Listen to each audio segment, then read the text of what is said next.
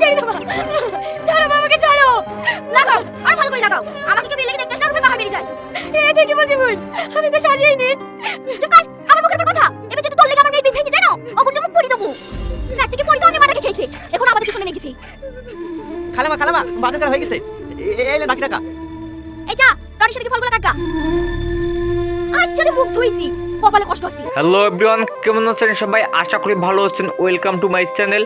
আবারও চলে আসলাম Polygram TV চ্যানেলে নতুন একটি ভিডিও আপডেট নিয়ে। সবার আগে অনেকেই সৎমা নাটকের পার্ট 1 দেখেছেন আর পার্ট 2 এর অপেক্ষায় আছেন, শুধু তাদের জন্য তৈরি করেছি আজকের এই ছোট্ট ভিডিওটি।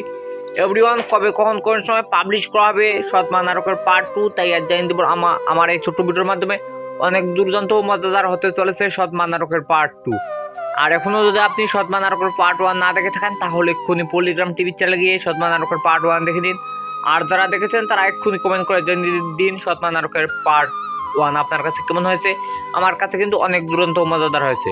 সৎমা নাটকের মূল চরিত্রে অভিনয় করেছেন টনি অ্যান্ড সালমা, অনেক দুর্দান্ত ও মজাদার হয়েছে।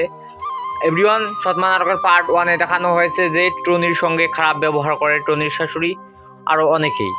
আর পার্ট 2 দেখানো হবে টনির সঙ্গে যারা খারাপ ব্যবহার দেখাইছে তারাই টনিকে সাপোর্ট করবে, কারণ টনি অনেক বড়লোক হয়ে যাবে আর যারা টনির সঙ্গে খারাপ ব্যবহার দেখাইছে তারা গরিব হয়ে যাবে। এরকমই থাকবে পার্ট 2 আপনারা কেউ দেখতে বলবে না পার্ট 2। তো এভরিওয়ান, কবে কখন কোন সময় পাবলিশ করা হবে সৎমা নাটকের পার্ট 2 তাই জানিয়ে দেবো আমার এই ছোট্ট ভিডিওর মাধ্যমে। শোনার আগে আপনি যদি আমার চ্যানেলে নতুন দর্শক হয়ে থাকেন তাহলে এক্ষুনি আমার চ্যানেলটি একটি লাইক দিয়ে শুনুন। এভরিওয়ান, সৎমা নাটকের পার্ট 2 আজ থেকে 7 দিনের মধ্যে পাবলিশ করা হবে ইনশাল্লাহ, আপনারা কেউ দেখতে বলবেন না। তো এভরিওয়ান, আজকের ভিডিও কানে সমাপ্তি ঘোষণা করা হলো। ভিডিওটি ভালো লাগলে একটি লাইক, একটি কমেন্ট আর একটি শেয়ার করে সবার মাঝে ছড়িয়ে দিন। পুরো ভিডিওটি দেখার জন্য আপনাদের সবাইকে জানাচ্ছি আবারও আমার পক্ষ থেকে অনেক অনেক ধন্যবাদ। সবাই ভালো থাকুন, সুস্থ থাকুন, আল্লাহ হাফেজ।